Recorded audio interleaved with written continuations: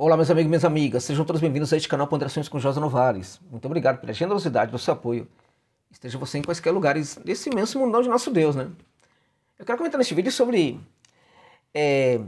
a destruição, né, de sistemas de defesa da Ucrânia novamente, né? Sistemas foram destruídos, né? Lançadores HIMARS também, e mercenários estrangeiros também, né? Tudo eliminado no dia de hoje lá no fronte ucraniano, né? Outros ataques russos aconteceram, neste caso, devastadores, né? Subestações que ficam principalmente em Kiev, na capital ucraniana. Houve também a detonação de um míssil da defesa antiaérea ucraniana, né, que tentou partir para... E aí destruiu-se, caiu, inclusive atingindo ali um prédio em que, em tese, teria pessoas. A Ucrânia tratou de falar que os ataques russos foram a objetivos civis. E eles não conseguem provar, né? Não conseguem provar, não conseguem comprovar essas mentiras. Tem muita gente lá na Ucrânia que já está começando a entender que... Peraí, mas como é que foi a alvo civil neste caso? Se eu não estou vendo, por exemplo, a prova é totalmente contrária. Inclusive, há contradição nas próprias declarações, naquilo que seria nos jornais em relação a esses ataques russos que são a civis, né? Então, a situação está muito grave. Por exemplo, eles falam, né, que houve um ataque com um míssil russo a um prédio, né? A um prédio, tal, aquela coisa toda. E aí, há outra publicação que fala que aquele míssil atingiu uma instalação ali militar, né? Eles falam que um míssil russo atingiu, por exemplo, um prédio onde havia as pessoas. Aí depois aparece uma outra matéria falando que houve um míssil do sistema de defesa da Ucrânia falhou, os seus destroços caíram sobre um prédio. Então, tá muito difícil. Em virtude disso, essa narrativa acusatória em relação aos ataques russos está caindo por terra, mesmo lá na Ucrânia, tá? Mesmo na Ucranásia, tá caindo isso aí. Essa narrativa aí por terra, tá? Bom, hoje, portanto, houve a destruição de 3 lançadores HIMARS, né, como eu disse, né? O pessoal daquele agrupamento do Dnipro, né? Aquelas forças armadas da Rússia concentradas ali no Dnipro atacaram com sucesso assim, várias unidades, né, da 128ª Brigada de Assalto de Montanha das Forças Armadas da Ucrânia, tá? Perto de Nestelianka, que fica na região de Zaporizhia, tá? O lado ucraniano, neste caso, perdeu 90 soldados de cara, assim, né? Imediatamente, 5 veículos, um obuseiro britânico FH-70, né, de 155 milímetros e 2 canhões D-20 de 152 milímetros, né? Essas armas estão sendo destruídas, elas estão faltando para a Ucrânia cada vez mais, né? Aeronaves, drones e mísseis atingiram concentrações militares ucranianos e, neste caso, a Ucrânia perdeu 3 lançadores HIMARS, né? Neste caso, nesse ataque aí, 10 especialistas estrangeiros que estavam ali para instruir também foram eliminados do fronte. Então, corpos vão chegar em ataúdes para os seus países de origem com os especialistas da OTAN, tá? A Rússia atacou, gente, 122 localidades no dia de hoje. Repito, 122 localidades na Ucrânia foram atacadas apenas no dia de hoje, 8 de julho, 8/7 de 2024, né? E sobretudo esses ataques visaram, né, as armas ocidentais, tá? Os equipamentos ocidentais, que foram novamente muito destruídos aí por esses ataques da Federação da Rússia, tá? Além disso, o sistema de defesa russo destruíram 4 mísseis franceses Hammer, né, 5 projéteis americanos HIMARS e 30 drones, tá? Também foram destruídos com esses ataques aí, né? Aquele grupo Vostok, né, que ocupou posições muito mais vantajosas em vários locais ali da República Popular de Donetsk, e conseguiram também destruir um número enorme de armas, dentre eles ali 8 veículos, né, obuseiros, canhões, veículos blindados e uma estação de guerra eletrônica. Essas estações estão sendo procuradas, caçadas agora, da mesma maneira que os russos caçam os mercenários, estão caçando essas estações aí, né, de guerra eletrônica, tá? Então, enfim, a perda da Ucrânia, gente, no dia de hoje, parece já ter ultrapassado 2.000, né? Porque até o começo da tarde falava-se em quase 2.000 militares eliminados do fronte apenas no dia de hoje, tá? Então já deve, evidentemente, ter aumentado esse número aí, né?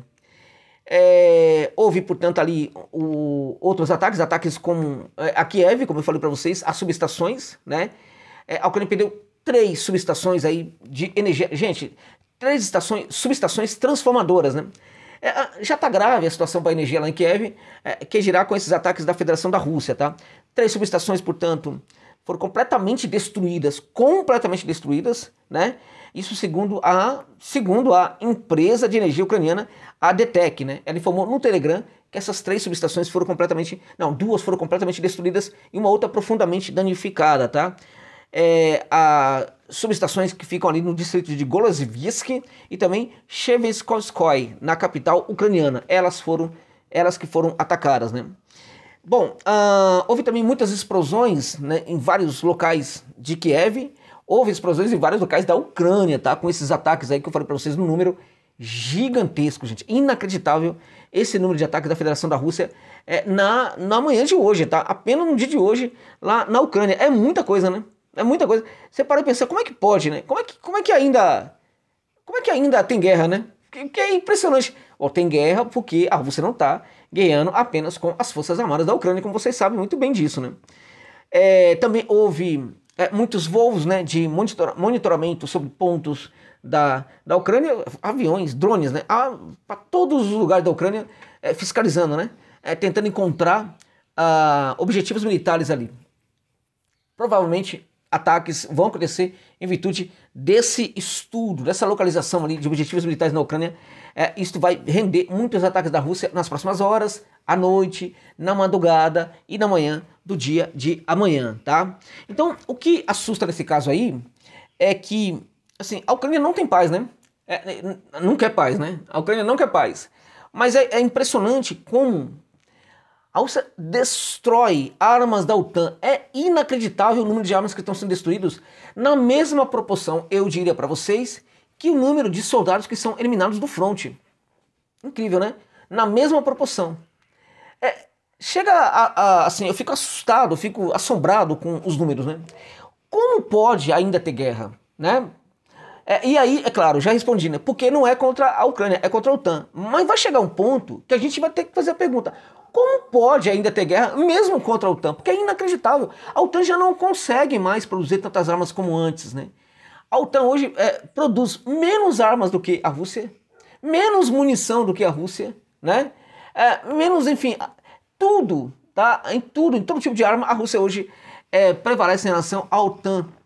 O que a OTAN tem feito, né, para compensar essa situação aí, né, de produzir bem menos armas do que a Rússia, é utilizar-se das suas reservas, né? Só que essas reservas, em alguns países, já estão acabando totalmente, né? Bom, um exemplo claro é dos aviões, né? Claramente que, assim, quando a gente fala em defesa, tem muita corrupção envolvida, né? E os países querem mandar armas para a Ucrânia também para renovarem os seus estoques, né? O grande problema dessa prática aí é que a OTAN não está conseguindo produzir armas suficiente para renovar estoque e para mandar para a Ucrânia. E neste caso está priorizando mandar armas para a Ucrânia. Então esses países estão ficando sem reservas, né? Então eles querem comprar cada vez mais armas, né? Porque aí tem muito dinheiro envolvido nisso também, muita corrupção. Mas sequer estão conseguindo necessariamente. Por quê? Porque a OTAN não está conseguindo produzir a quantidade de armas suficiente para atender as necessidades do fronte ucraniano e também as demandas, né, dos países ocidentais, tá? Este é um ponto. Quanto aos caças F-16, uma informação bem interessante, né? A OTAN já entendeu, né, já chegou à compreensão de que neste momento não há local na Ucrânia para enviar caças F-16, tá? Porque todos esses locais foram destruídos. Isso significa que os aviões não serão enviados para a Ucrânia? É muito provável que eles possam ser enviados sim, né? Mas a OTAN, juntamente com a Ucrânia, vai precisar fabricar locais, produzir locais aí, né? Para a recepção desses caças, porque todos foram exaustivamente destruídos pelas Rússias, né?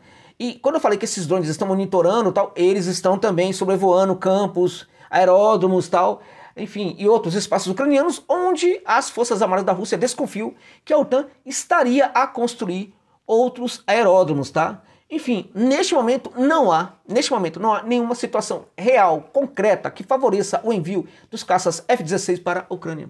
A OTAN vai ter que criar essas condições, porque elas, neste momento, não existem, meus amigos e minhas amigas. Outra notícia terrível para a Ucrânia, evidentemente, né? Então, quando a Ucrânia, né, que é aliada aí do do Ocidente está perdendo, né, o Sul global está ganhando, né? É isso, meus amigos e minhas amigas. É isso. Uma ótima semana para todos nós.